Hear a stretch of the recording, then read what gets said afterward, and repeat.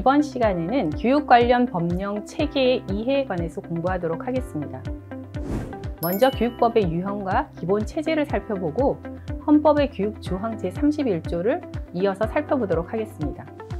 교육기본법과 학교교육법규, 고등교육과 평생교육법규를 순서대로 하나씩 짚어보도록 하겠습니다. 끝으로 지방분권과 균형 발전 관련되어 있는 교육 관련 특례 조항들에 대해서 살펴보겠습니다. 제1장 교육법의 유형과 기본 체제에 대해서 살펴보도록 하겠습니다. 일반적으로 교육법이라고 하면 교육에 관한 행위 규범으로서 법 전체를 통칭하는 말입니다. 헌법의 교육 조항부터 국회에서 제정되는 각종 교육 관련 법령, 정부 부처의 시행령, 지자체의 조례나 시도나 교육청의 규칙, 단위학교 차원의 규칙까지 포함하는 총체적인 개념으로서의 교육법규를 의미합니다. 교육법의 존재 형식, 즉 법원은 크게 성문법과 불문법으로 구분됩니다.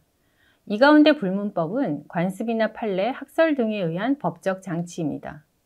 우리나라는 성문주의를 택하고 있으나 불문법에서 제시하는 판례나 학설 역시 법의 정립과 해석, 적용에 영향을 주고 있습니다.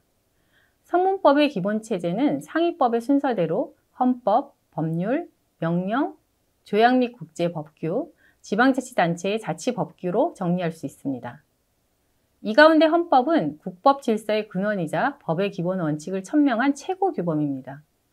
다음으로 법률은 입법기관인 국회의 의결을 거쳐 대통령이 공포한 것입니다. 명령은 국가 행정입법권에 의하여 정립되는 법규로서 각종 시행령이 여기에 속합니다. 헌법에 의하여 체결 공포된 조약과 국제법규 역시 분야에 따라서는 강력한 법적 구속력을 갖습니다. 지자체의 자치법규는 조례 규칙으로 구분되는데 조례는 지자체가 지방의회의 의결로 제정한 법규범입니다. 규칙은 지자체장이 법령이나 조례가 위임한 범위 안에서 제정한 것입니다. 특히 교육 관련 규칙은 교육감이 그 주체가 됩니다. 교육법은 크게 3법 체제로 구성되어 있습니다. 기본교육법규, 학교교육법규, 평생교육법규 등이 그것입니다. 먼저 교육기본법규에서는 교육에 관한 기본적인 사항을 총괄적으로 규정하고 있습니다. 여기에는 교육기본법, 국가교육위원회 설치 및 운영에 관한 법률, 지방교육 자치에 관한 법률, 지방교육재정교부금 등이 대표적으로 속해 있습니다. 다음으로 학교교육법규는 각종 학교별로 유아교육법, 초중등교육법, 고등교육법, 사립학교법 등이 포함되는데 학교, 학생, 교원에 관한 포괄적인 규정을 하고 있습니다.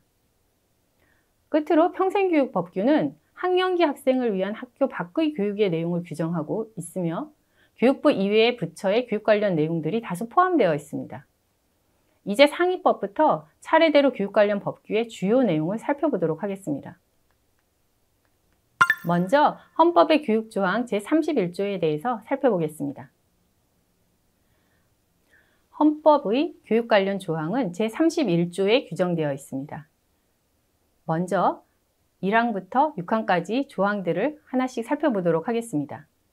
헌법 제31조 제1항은 모든 국민은 능력에 따라 균등하게 교육을 받을 권리를 가진다. 제2항, 모든 국민은 그 보호하는 자녀에게 적어도 초등교육과 법률이 정하는 교육을 받게 할 의무를 진다. 제3항, 의무교육은 무상으로 한다. 제4항, 교육의 자주성, 전문성, 정치적 중립성 및 대학의 자율성은 법률이 정하는 바에 의하여 보장된다. 제5항, 국가는 평생교육을 진흥하여야 한다. 제6항, 학교 교육 및 평생교육을 포함한 교육제도와 그 운영, 교육재정 및 교원의 지위에 관한 기본적인 사항은 법률로 정한다. 이와 같이 대한민국 헌법 제31조에 따라서 앞으로 살펴볼 모든 법률들이 하나씩 규정되게 됩니다. 제3장 교육기본법에 대해서 살펴보겠습니다. 교육기본법은 1997년 12월 13일 제정되어 1998년 3월부터 시행되고 있습니다. 교육기본법의 목적은 교육에 관한 국민의 권리, 의무 및 국가, 지방자치단체의 책임을 정하고 교육제도와 그 운영에 관한 기본적 사항을 규정하는 데 있습니다. 헌법 제31조 제6항에서 정하는 교육제도의 법률주의를 구체화한 법률입니다. 법 체계상으로 학교교육뿐만 아니라 평생교육까지 모두 망라하여 교육에 관한 사항을 규정하고 있습니다. 이 교육기본법을 근거로 대부분의 주요 개별법이 제정되었습니다. 학교교육에 관해서는 유아교육법, 초중등교육법, 고등교육법이, 평생교육과 관련해서는 사회교육법에서 개칭된 평생교육법이, 교육지능과 관련해서는 특수교육, 직업교육, 과학교육, 학술문화진흥 등에 관한 개별법이 제정되었습니다. 제4장 학교교육법규에 대해서 살펴보겠습니다.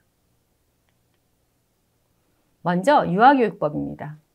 유아교육법은 2004년 1월 29일 제정되어 2005년 1월 30일부터 시행되어 오고 있습니다. 유아교육법이 제정된 배경과 목적을 말씀드리면 국가 인적자원관리 체계의 기본 틀을 유아 단계부터 체계화하고 유아의 교육에 관한 공교육 체제를 마련함으로써 유아의 균형적이고 조화로운 발달을 조장함과 아울러서 유아 보호자의 사회경제적 활동이 원활히 이루어질 수 있도록 지원하려는 데 있습니다. 유아교육법의 구성은 총 5개 장, 총칙, 유치원의 설립 등 교직원, 비용, 보칙 및 벌칙과 더불어 35개 조항으로 구성되어 있습니다. 최근 유아교육법은 몇 가지 쟁점을 기반으로 해서 변화하고 있습니다. 특히 유아교육의 공공성을 강화하려는 방향으로 개정되고 있고 유아교육을 보다 포괄적으로 무상교육의 범위에 넣으려고 하는 흐름이 있으며 또 보육시설과의 유보 통합 논의가 활발하게 진행되고 있습니다. 학교교육 법규 관련해서 두 번째로 대표적인 법률은 초중등교육법입니다. 초중등교육법은 1997년 12월 13일 제정되어 1998년 3월 1일부터 시행되고 있습니다. 이 법률은 학교의 종류와 학교의 설립 경영 등 학교 교육에 필요한 사항을 따로 정하도록 규정하고 있는 교육기본법 제9조 제4항에 근거하여 제정된 학교교육 법규의 대표 법률입니다. 초중등교육법은 총칙, 의무교육, 학생과 교직원, 학교, 교육비 지원 등 보칙 및 벌칙, 총 5개 장으로 구성되어 있고 68개 조항으로 되어 있습니다. 최근 초중등교육법의 동향은 3가지 정도입니다. 먼저 교육감 권한 강화와 관련된 내용이 있습니다. 두 번째로 사립학교 운영위원회의 심의 기구화와 관련된 내용입니다. 끝으로 교육과정 결정권 변화에 관한 내용입니다. 특히 교육과정 결정권은 중앙 단위에서 교육과정이 모두 구성 운영되던 방식에서 지방이나 학교 단위의 자율성이 강화되는 방식으로 변화된 내용입니다. 세 번째 학교교육 법규는 사립학교법입니다. 사립학교법은 1963년 6월 26일 제정되어 1963년 7월 27일부터 시행되어 오고 있습니다. 사립학교의 특수성에 비추어서 그 자주성을 확보하고 공공성을 앙양함으로써 사립학교의 건전한 발달을 도모하는 것을 목적으로 합니다. 사립학교법의 구성은 총 6개 장으로 되어 있습니다. 총칙, 학교 법인, 사립학교 경영자, 사립학교 교원, 보칙, 벌칙 등이 그것입니다. 이들 6개 장은 총 74개 조항으로 구성되어 있습니다. 사립학교법의 특징은 사학의 자주성과 공공성을 강화하기 위해서 법인 이사회를 대표적으로 규정하고 있다는 것, 국공립학교 교원과 동일한 교원의 복무를 규정하고 있다는 것이 공립학교에 대한 일반 법률의 규정과 공통점과 차이점이라고 볼 수 있습니다. 제5장 고등교육과 평생교육 법규에 대해서 살펴보도록 하겠습니다. 고등교육과 평생교육 관련 법률을 살펴보겠습니다. 먼저 가장 대표적으로 고등교육법이 있습니다. 고등교육법은 교육기본법, 초중등교육법과 더불어 1997년 12월 13일 제정되어 1998년 3월 1일부터 시행해 오고 있습니다. 고등교육법은 총칙, 학생과 교직원, 학교, 보칙 및 벌칙 등 총 4개 장 64개 조항으로 구성되어 있습니다. 고등교육법 이외에 고등교육 관련해서는 매우 다양한 법률들이 있습니다. 먼저 국립대학 관련 법률입니다. 국립대학교 병원 설치법, 국립학교 설치령, 한국교원대학교 설치령, 한국방송통신대학교 설립 및 운영에 관한 법률, 국립대학의 회계 설치 및 재정 운영에 관한 법률 등 매우 다양한 법률들이 있습니다. 다음으로 사립대학 관련 법률입니다.